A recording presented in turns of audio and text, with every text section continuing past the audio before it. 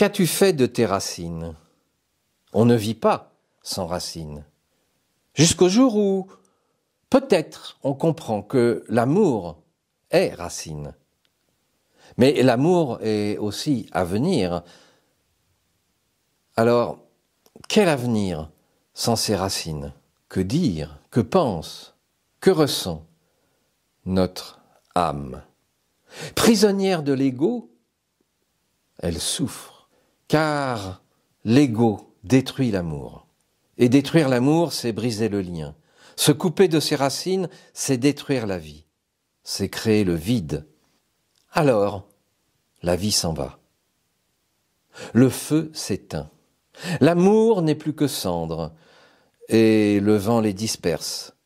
Ces cendres iront nourrir d'autres terres fertiles, d'autres terres d'accueil. Ces cendres de l'amour se disperseront pour que renaisse dans les cœurs la paix et l'amour. L'amour bienveillant, l'amour inconditionnel, celui de ses racines ou des racines de l'autre, celui qui donne la vie de ces racines qui nourrissent, qui enrichissent, qui font grandir.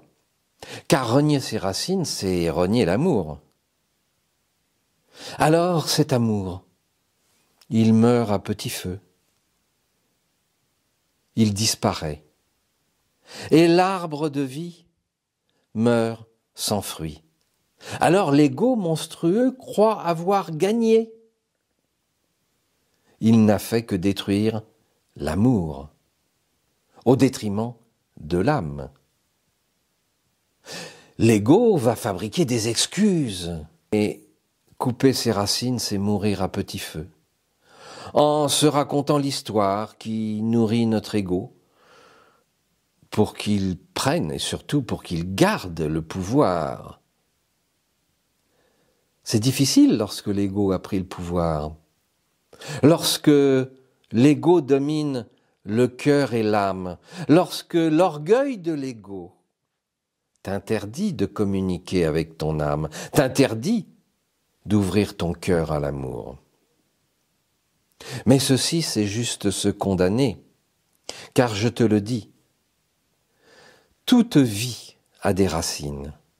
Un être, un arbre sans racines, ne donne aucun fruit. Alors, il meurt doucement et se raconte une histoire pour s'endormir, sans douleur, volontairement. Et pourtant, il n'est peut-être jamais trop tard de se reconnecter à ses racines et à l'amour.